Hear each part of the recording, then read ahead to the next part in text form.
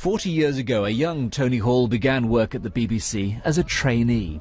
Today, he was back after 12 years running the Royal Opera House, and this time, he's the boss.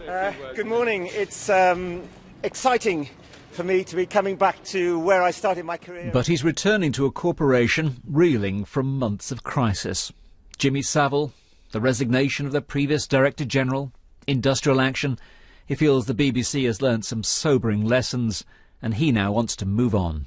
Today is about creating a sense of what the BBC wants to be going forward. Absolutely learning those lessons, absolutely not forgetting history, but going forward and presenting the public with a really compelling view for what the BBC is about. The immediate task for day one was to meet and to listen.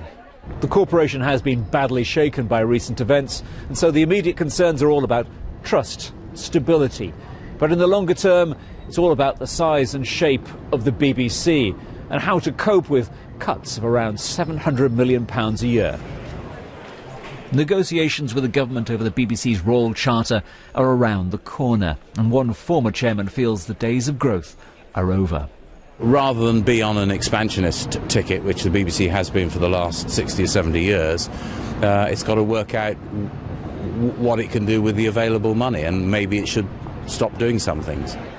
So, as he arrived calling for optimism and self-confidence, there was a sense of a new start. But the Savile inquiry, the industrial action, the cuts, there's much to prove.